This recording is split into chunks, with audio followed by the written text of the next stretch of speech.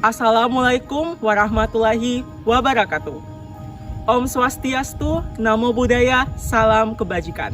Subah Sesalam, Toma Maluku Kieraha. Saya Yusril Rafiqzal Zuldan. Saya berasal dari Maluku Utara dan merupakan seorang dokter muda. Berbicara mengenai kepemimpinan mencakup sosok yang dapat menjadi agent of change dan agent of producer yang memiliki karakter yang unggul yang selalu mengedepankan nilai-nilai dasar yang ada.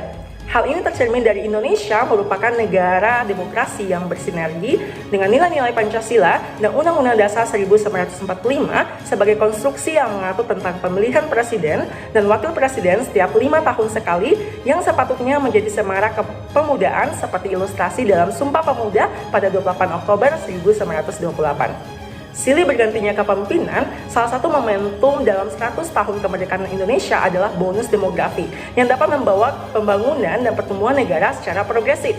Dilansir dari laporan proyeksi penduduk Indonesia, jumlah usia produktif 15 hingga 64 tahun mencapai 70,22% dan usia non-produktif hanya sebesar 29,28%. Namun bonus demografi yang tidak dimanfaatkan dengan baik dapat berpotensi menjadi bencana demografi. Faktanya bahwa menurut laporan pembangunan berkelanjutan tahun 2021, Indonesia masih berada pada peringkat ke-82 dari 163 negara dengan kualitas indeks sebesar 69,2. Hal ini memberi indikasi bahwa Indonesia masih tertinggal jauh dari negara-negara lain. Kualitas dari Sustainable Development Goals sangat berkaitan dengan kualitas sumber daya manusia yang terrefleksi dari beberapa aspek. Pertama adalah aspek pendidikan dan sosial budaya yang merupakan fenomena krisis karakter bermanifestasi yang sering ditemukan dalam kehidupan sehari-hari, seperti bentuk-bentuk perilaku negatif yang terdiri dari plagiarisme, disintegrasi bangsa, reduksi nilai-nilai moral, dan korupsi.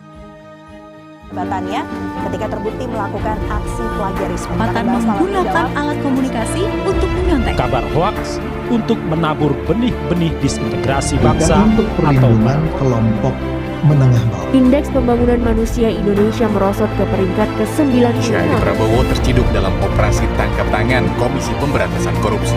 SMK terlibat tawuran di Jalan merupakan kurir narkoba jaringan satu itu internasional. kurang gizi, maka yang nomor satu itu kena adalah otaknya. Nah, jadi yang menggerus kecerdasan. Selain itu, masalah pada aspek kesehatan dan sosial budaya, kemudian ekonomi juga berpengaruh pada indeks dari Sustainable Development Goals.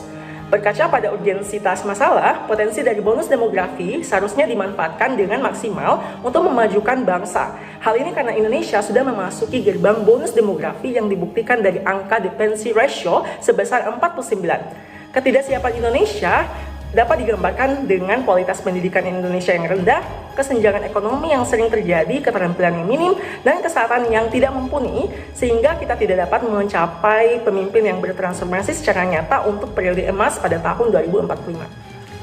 Lalu bagaimana dengan gaya kepemimpinan yang dibutuhkan Indonesia pada periode emas?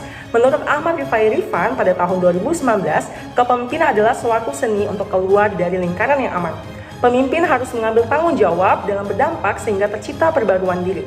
Menurut Nurul Hidayah, kepemimpinan yang visioner adalah kepemimpinan yang mengedepankan visi dan misi. Sehingga kepemimpinan yang cocok untuk Indonesia pada periode emas adalah kepemimpinan yang visioner, karena seorang pemimpin harus dapat bertransformasi secara nyata melalui visi dan misi yang telah direncanakan. Dalam menjawab berbagai tantangan tersebut, saya mengemukakan suatu gagasan yang bersifat holistik dalam mencakup berbagai aspek guna menopang perwujudan dari kualitas pemimpin di masa yang akan datang. Cakupan transformasi merupakan suatu horizon karakter yang berkaca pada kepemimpinan yang visioner berlandaskan dengan nilai-nilai 4 konsensus kebangsaan dan profil pelajar Pancasila. Cakupan ini terdiri dari dawacita atau 10 karakter emas yang diuraikan dari kata transformasi, yakni terencana, realistis, adiwarna, nasionalis, dan semangat 45, formatif dan sumatif, milenial, proaktif, serta integritas. Terencana merupakan suatu strategi dalam mencapai tujuan hidup yang jelas, mulai dari kehidupan berkarir, kehidupan pendidikan, kehidupan berkeluarga, dan kehidupan bermasyarakat.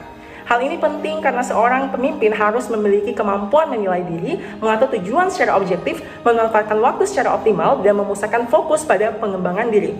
Sikap realistis juga dibutuhkan generasi muda dalam menerima berbagai tantangan dan konsekuensi sebagai tonggak terhadap kondisi aktual dengan tujuan untuk meningkatkan kemampuan adaptif, kolaboratif, solutif, dan menerima segala ekspektasi secara real sehingga selalu termotivasi dalam mencapai tujuan hidup. Pemimpin Indonesia harus memiliki karakter yang adiwarna sehingga tercipta personal branding dan skills agar unggul di tengah-tengah persaingan yang ketat.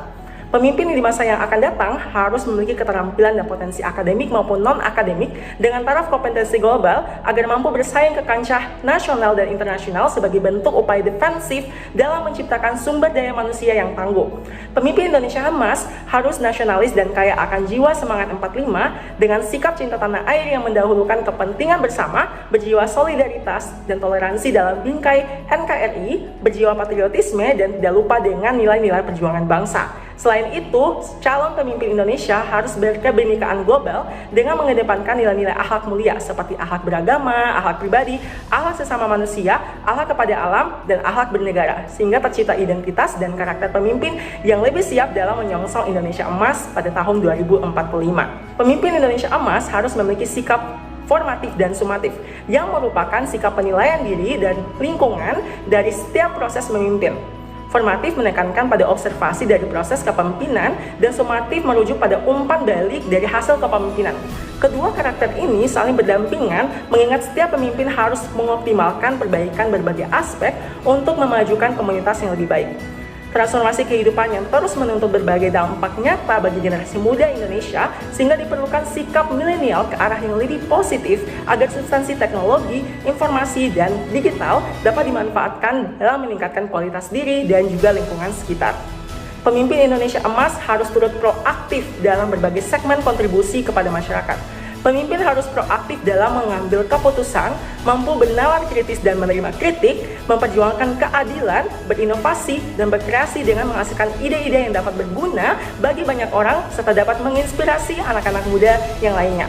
Pemimpin harus memiliki jiwa integritas yang mengedepankan mutu, komitmen, dan keikhlasan kepada masyarakat. Jiwa integritas sangat penting untuk dimiliki oleh kaum milenial untuk menciptakan pemimpin-pemimpin yang berprinsip moral, profesional, dan bersinergi kepada masyarakat. Selain sikap-sikap di atas yang perlu dijunjung generasi emas, aspek pendidikan juga menjadi tonggak penting dalam mencetak generasi muda yang berkualitas. Konsep pendidikan yang komprehensif menjadi solusi terbaik saat ini agar tidak terpenjara pada pembelajaran yang berorientasi teori dan pembangunan fisik semata.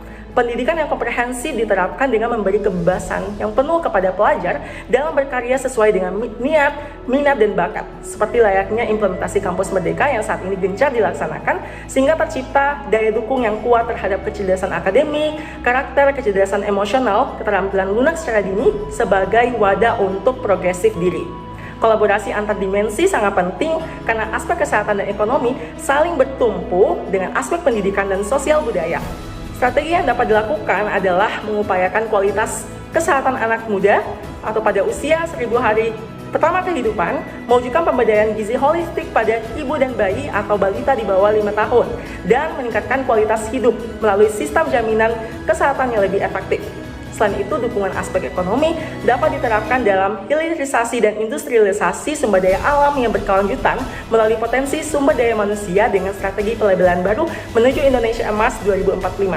Kesimpulan yang dapat diambil bahwa cakupan transformasi terdiri dari 10 atau dawacita karakter emas seperti terencana, realistis, adiwarna, nasionalis, dan semangat 45, formatif dan sumatif, milenial, proaktif, serta integritas harus dimiliki oleh pemimpin sebagai modal dalam menyongsong Indonesia Emas 2045. Kolaborasi berbagai aspek melalui pendidikan yang komprehensif dengan nilai-nilai sosial budaya dapat membentuk karakter dan identitas emas dari generasi muda. Sedangkan aspek kesehatan dan ekonomi menjadi landasan generasi yang sejahtera secara fisik dan non-fisik agar tangguh melawan ataupun menghadapi segala tantangan menuju Indonesia Emas 2045.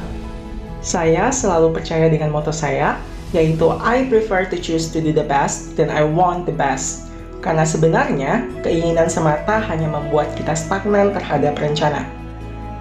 Keinginan harus dimulai dengan eksekusi yang nyata, bukan karena seberapa besar kontribusi yang diberikan. Karena sejatinya, pemimpin generasi emas adalah pemimpin yang dapat bertransformasi secara nyata bagi Indonesia.